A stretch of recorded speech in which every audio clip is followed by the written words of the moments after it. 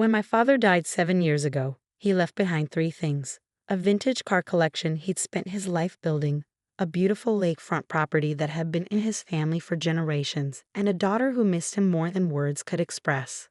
That's me, Diana, and this is the story of how my own family tried to steal my inheritance right from under me. Dad was a master mechanic, the kind who could diagnose an engine problem just by listening. His garage was his sanctuary, filled with tools that felt like extensions of his hands and cars he'd lovingly restored over decades. Every weekend, he'd be out there tinkering with one vehicle or another, teaching me everything he knew. "Pay attention, princess," he'd say, gesturing for me to look closer at whatever he was working on. "Someday all this will be yours, and you'll need to know how to take care of it." I spent countless hours in that garage, learning about carburetors and timing belts, the difference between a flathead and a Phillips screwdriver, and most importantly, the value of patience and attention to detail. While other girls my age were playing with dolls, I was helping Dad restore a 1967 Mustang.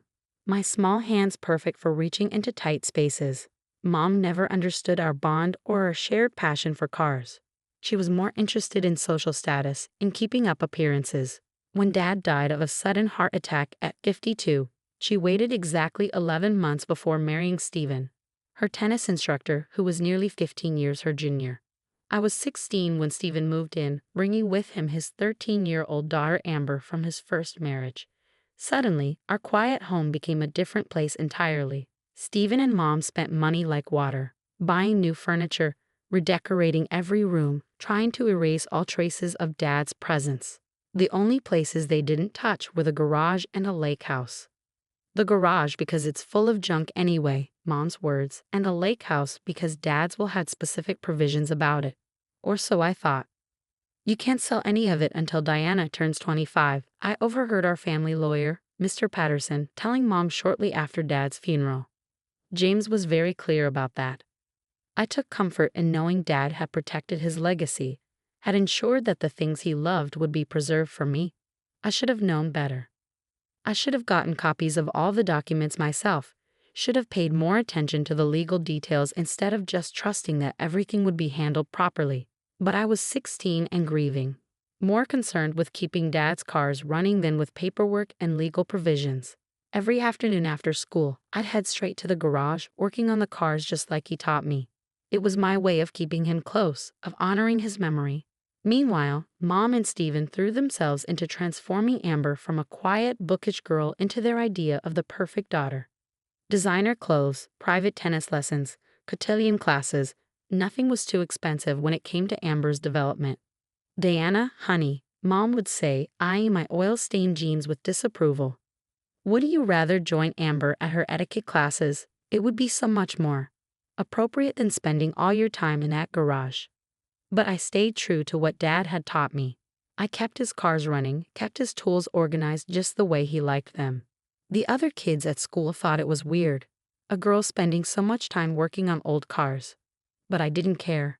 Every time I got one of Dad's classics purring like new, I felt like he was right there with me, nodding in approval. After high school, I went to college for mechanical engineering, paying my way by working at a local auto shop. Mom and Stephen didn't offer to help with tuition. All their money was going toward Amber's future. I didn't mind.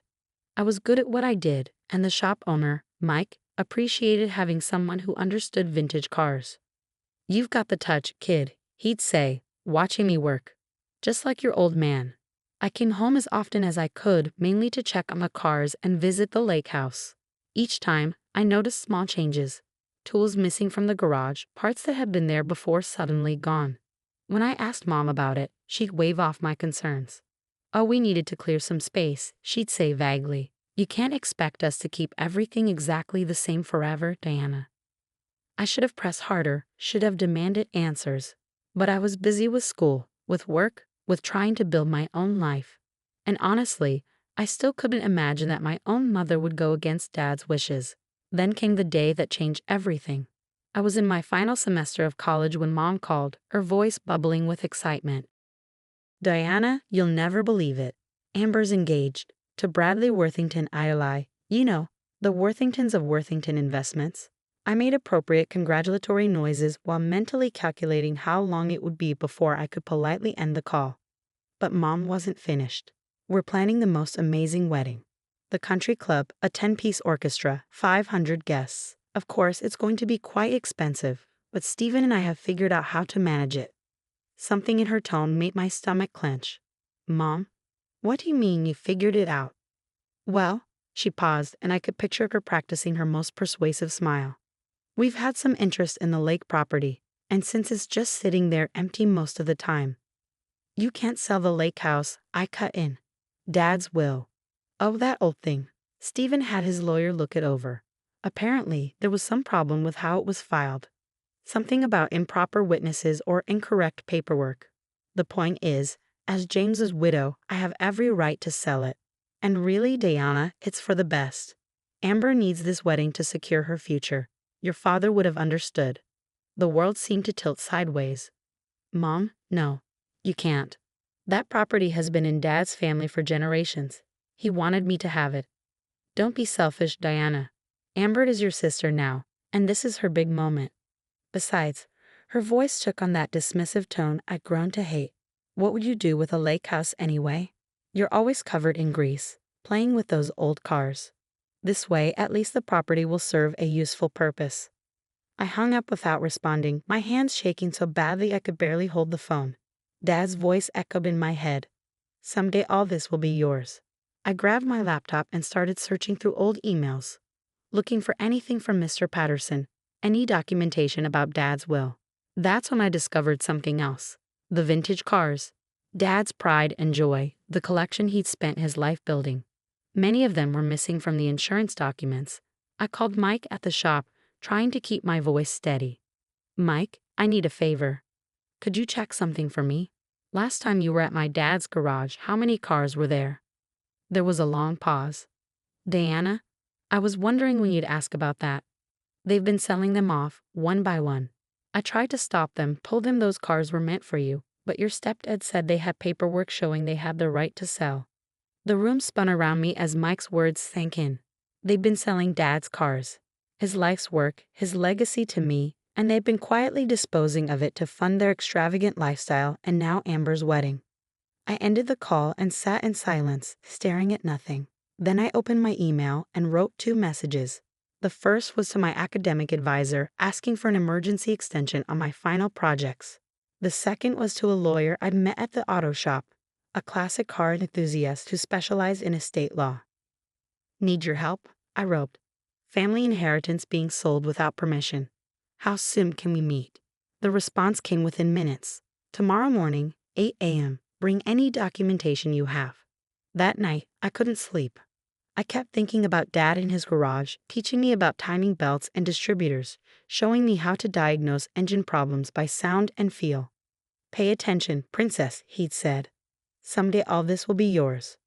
Well, Dad, I thought as I finally drifted off, I'm paying attention now, and I'm not letting them take what you meant for me to have. The law office of Marcus Bennett looked exactly like you'd expect. Leather chairs, dark wood paneling, and walls lined with legal texts. But there was something else too. Framed photos of classic cars, including a gorgeous 1965 Shelby Cobra that made my heart ache. It reminded me of the one Dad and I had been planning to restore together. That's my baby, Marcus said, following my gaze.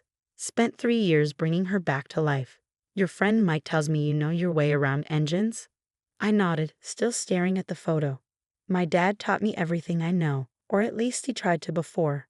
I swallowed hard. Before they started selling off his collection. Marcus's friendly smile faded, replaced by a look of focused intensity. Tell me everything. Start from the beginning. For the next hour, I walked him through it all. Dad's death, the will's provisions about waiting until I was 25, the gradual disappearance of the cars, and now their plan to sell the lake house for Amber's wedding. Do you have a copy of the will? He asked. I shook my head. Mom and Stephen said there were problems with how it was filed. Something about improper witnesses. Marcus frowned. That's concerning. Who was your father's lawyer? Mr. Patterson. But when I tried calling his office yesterday, they said he retired 2 years ago, moved to Florida. George Patterson. Marcus sat up straighter. I know George. He's meticulous about documentation. If he handled your father's will, there's no way there were problems with how it was filed. Hope flickered in my chest. Can you find out for sure? I can do better than that. He reached for his phone. George and I play golf whenever he's in town. Let me give him a call. 20 minutes later, Marcus had answers that made my blood boil. George never retired to Florida, he said grimly. He's been working part-time at his son's firm across town. And he definitely never told your mother there were problems with the will. In fact, he's been trying to reach you for months. Your mother told his office you were studying abroad and couldn't be contacted. My hands clenched into fists. They lied. About everything. It gets worse, Marcus continued. George says your father set up a trust, not just a will. The cars, the lake house, even the tools in the garage. They're all held in trust for you. Your mother and stepfather have no legal right to sell any of it. But they have been selling it, I said, my voice shaking. The cars, the tools. How many laws have they broken? Several. Marcus was already typing on his computer, selling property held in trust without authorization. That's fraud. Using the proceeds for personal benefit? More fraud. Making false statements about the trust's existence? You get the picture. What can we do? First, we need documentation. Records of what's been sold, when to whom, for how much. Bank statements showing where the money went. Then we can file for an emergency injunction to stop the lake house sale and start proceedings to recover what's been taken. I thought about the missing cars, the empty spaces in Dad's garage. Can we get them back? Some maybe, others might be gone for good. But we can get financial compensation, possibly with punitive damages. He looked at me seriously. This won't be easy. They're family. Are you sure you want to pursue this? They stopped being family the moment they started stealing my inheritance, I said firmly. Dad trusted me to take care of his legacy. I won't let him down. The next few weeks were a blur of investigation and documentation.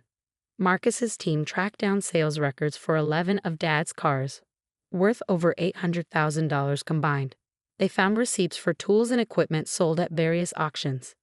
Most stunning of all, they discovered the money trail, deposits into Mom and Steven's personal accounts, transfers to wedding vendors, payments for Amber's new car and luxury apartment. Meanwhile, I took a leave of absence from my final semester, promising my professors I'd make up the work over the summer. This was more important. This was about justice. I moved back home, watching Mom and Steven's mounting panic as they realized they couldn't reach the lawyer who'd supposedly found problems with Dad's will, because he didn't exist. They'd forged documents, created a fake law firm's letterhead, all to convince me they had the right to sell my inheritance. Diana, sweetie, Mom cornered me in the kitchen one morning, her smile brittle. About the lake house. I know you're upset, but try to understand. Amber's wedding is so important. It's her chance at a perfect life. Like my life doesn't matter. I kept my voice neutral, recording every word on my phone. Like Dad's wishes don't matter. Your father would have wanted to help his stepdaughter, she insisted. He was generous that way. Really? I pulled out my phone, showing her a photo from my investigation. Is that why you sold his prized 1969 Chevelle to fund your spa weekend in Palm Springs? Because Dad was generous? The color drained from her face. How did you? I know everything, Mom. Every car you sold. Every lie you told. Every dollar you stole. She grabbed my arm, her fingers digging in. We did not steal anything. We are your parents. We have every right. You might want to let go of me, I said quietly. And you might want to talk to a lawyer, a real one this time. That evening, I heard them arguing behind closed doors. Amber's voice joined in, shrill and panicked. What do you mean the wedding might have to be canceled? The Worthingtons will never forgive us. Bradley's mother has already ordered custom ice sculptures. We'll figure something out, Stephen promised. Diana's just being difficult. She'll come around. I smiled grimly, thinking of the documents in Marcus's office. They had no idea what was coming. The next morning, I went to the garage early, wanting to spend time with what remained of Dad's collection. In the corner, under a dusty tarp, I found his favorite, a 1957 Chevy Bel Air we'd restored together during my high school years. They hadn't sold this one, probably because it needed work. The engine was in pieces, parts scattered across his old workbench. I ran my hand along the car's faded paint, remembering Dad's voice. Patience, princess. Sometimes you have to take things apart completely before you can put them back together the right way. He'd been talking about engines, but the lesson felt especially relevant now. I was taking apart the lies, the fraud, the betrayal, piece by piece. Soon, I'd have enough evidence to rebuild the truth. My phone buzzed. A text from Marcus. Meeting tomorrow, 10 a.m. Bringing George Patterson. Time to drop the hammer. I texted back a simple, and got to work on the Bel Air's engine. Tomorrow would bring chaos, but today I could lose myself in the familiar rhythm of wrenches and ratchets, honoring Dad's memory the best way I knew how. As I worked, I heard Mom and Stephen leaving for a wedding planning session at the country club. They had no idea that while they were picking out flower arrangements and table settings, Marcus's team was serving subpoenas to every auction house, every dealer, every buyer who'd been involved in their scheme. The truth was coming, whether they were ready or not. The morning of the meeting, I arrived at Marcus's office early. Through the window, I watched Mom, Stephen, and Amber pull up in Stephen's BMW. They looked confident, probably expecting to steamroll over any objections I might have about the lake house sale. Mom was wearing her handling difficult situations outfit, a powder blue suit that made her look both authoritative and approachable. Stephen had on his tennis club blazer, a symbol of the status he so desperately craved. Amber was clutching a wedding planning binder thick enough to stop bullets. Marcus met them in the lobby while I waited in the conference room with George Patterson. The elderly lawyer looked nothing like the frail retiree my mother had described. His eyes were sharp, his grip firm as he shook my hand. "Your father was a good man," he said quietly. "He trusted your mother to honor his wishes. I'm sorry she didn't." Before I could respond, the door opened. Mom's confident smile faltered when she saw George. Stephen's face went slack with shock. Amber just looked confused. "Mr. Patterson?" Mom's voice was higher than usual. "What are you doing here?" "Interesting question, Mrs. Mitchell," Marcus said, closing the door behind them. "Especially since you told your daughter he was retired in Florida." "There must be some misunderstanding," Stephen started, but Marcus cut him off. "Please sit down. We have a lot to discuss." They sat. I noticed Mom's hands trembling slightly as she smoothed her skirt. She knew. She knew exactly what was coming. Marcus opened a thick folder. "Let's start with the trust your late husband established for Deanna, the one you claimed didn't exist." "We never," Mom began, but George Patterson spoke over her. "I have here the original trust documents, properly witnessed and filed. James Mitchell was very specific about his wishes. The entire car collection, the lake property, and all related assets were to be held in trust for Deanna until she turned 25. He slid copies across the table. I watched as Mom and Stephen's faces grew paler with each page. "Furthermore," Marcus continued, "we have documented evidence of unauthorized sales of trust assets." He began laying out photographs.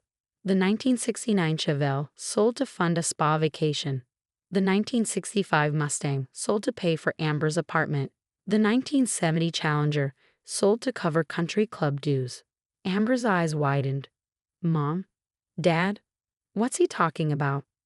And most recently, Marcus pressed on, attempts to sell the lake house to pay for an extravagant wedding. A wedding, I might add, that's being financed with stolen money. "Stolen?" Amber shrieked. "What do you mean stolen?" "He means," I said quietly, "that they've been selling off my inheritance piece by piece.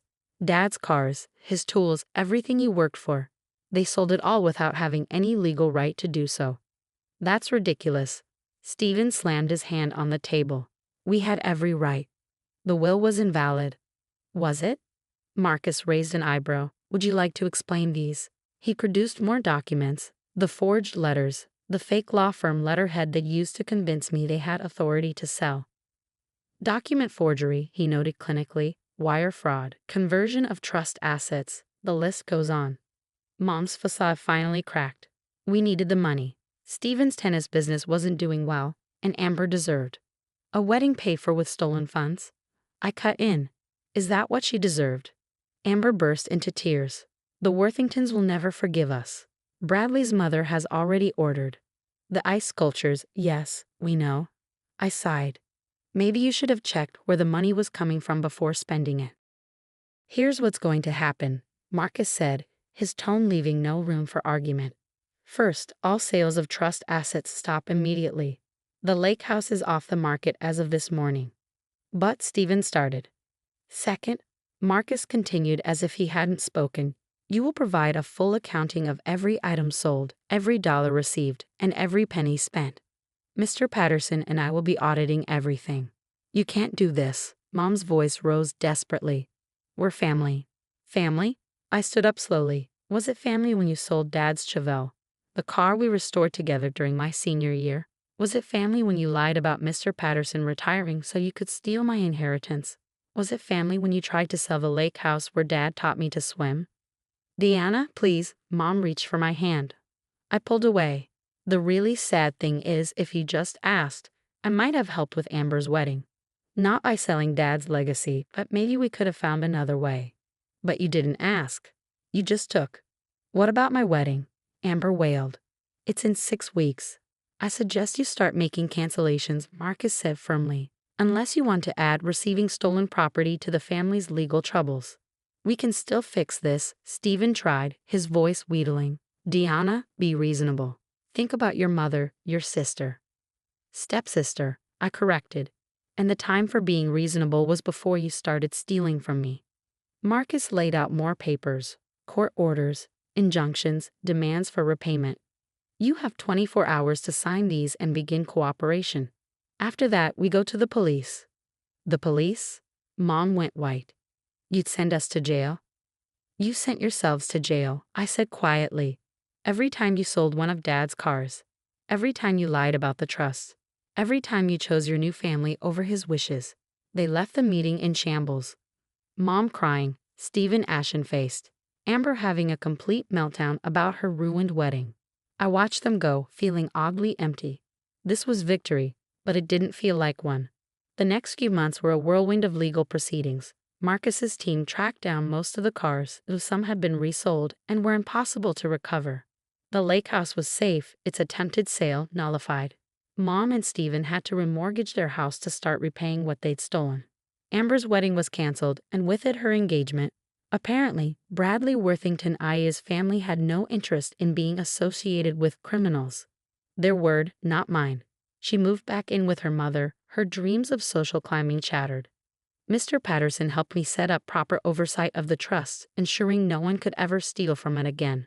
When I finally walked through Dad's garage, now partially refilled with recovered cars, I felt his presence stronger than ever. The 1957 Bel Air still sat in a corner, waiting to be restored. I ran my hand along its fender, remembering all the hours Dad and I had spent working on it together. I did it, Dad, I whispered. I protected what you built.